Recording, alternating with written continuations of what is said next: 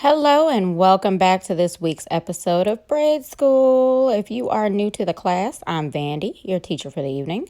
Every Monday at 7 p.m. Central Standard Time, we come together to learn and talk about all things related to braiding.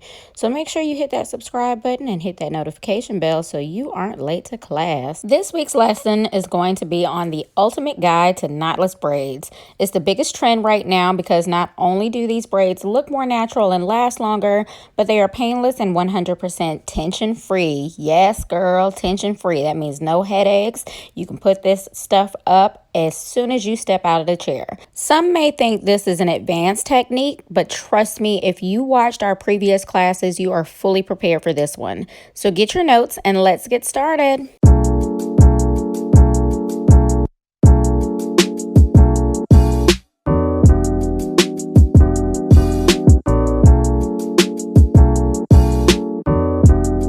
So a couple of weeks ago, we discussed how to do a basic feed-in for a box braid. We're going to take the same concepts we learned from that video and apply that to our knotless braids. For demonstration purposes, I'm going to be using this colored hair in the color 613, and I'm going to go ahead and prep small pieces of them onto my braiding rack here. And for products, I'm going to be using Shine and Jam to tame those flyaways.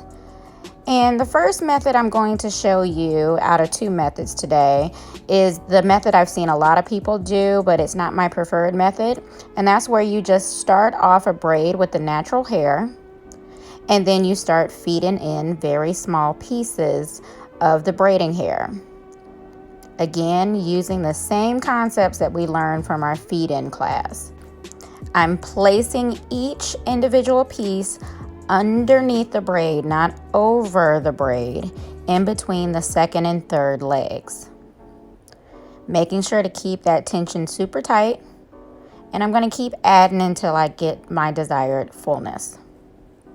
The reason this is not my preferred method is because the weight of the braid is totally dependent on the client's natural hair.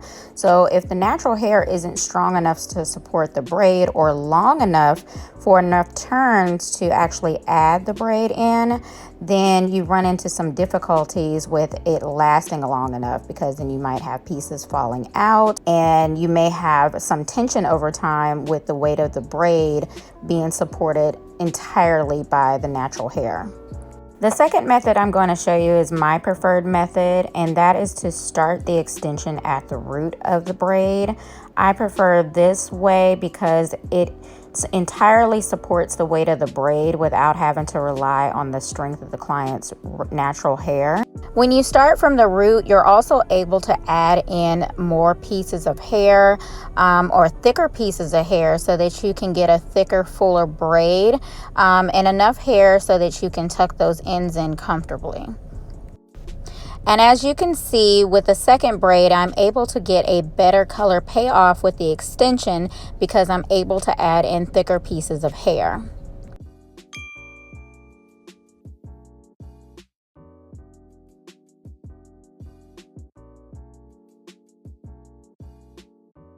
Here's what it looks like side by side. The first one, we started off with the natural hair. The second one, we started off with an extension at the root.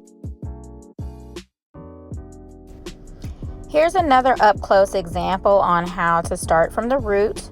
I'm making sure to add between the second and third, crossing over, and each extension piece I'm adding under and keeping the tension in between each turn. It seems difficult at first, but trust me, practice makes perfect, so remember to keep practicing. And here's a live example of some medium-sized braids I'm doing here where the extension actually matches the client's hair. I'm doing the same process, starting from the root and adding in as I go down between that second and third leg, crossing it over,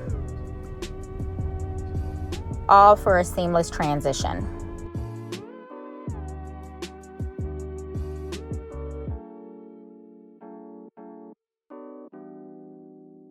And that is it. Knotless is not as hard as you think it is. It may look hard because of a lot of hand placements that I see out in these streets, but trust me, it is not that difficult. And it's my personal opinion, if you aren't providing knotless, you are leaving some money on the table, girlfriend. So it's definitely a valuable skill to pick up.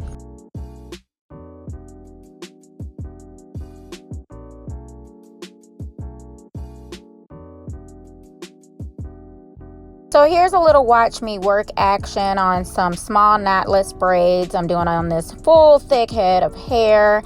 It usually takes me about 5 hours to do this, especially if I am prepped and ready to go. So I'm going to prep a couple of racks here with all of my pieces.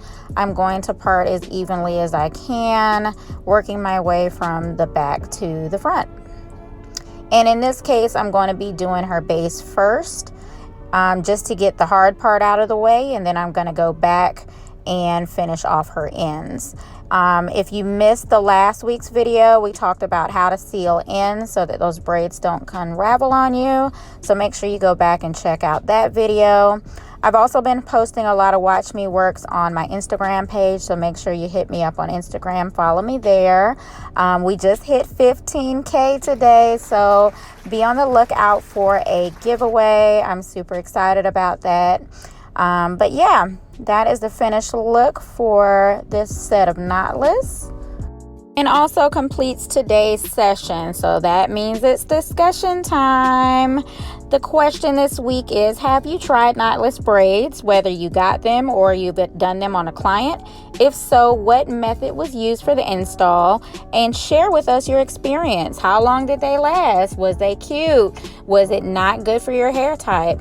We want to know in the comments below, so make sure you participate in this week's discussion. And here's the answer to last week's discussion question. If you guessed right, congrats to you. You get a gold star.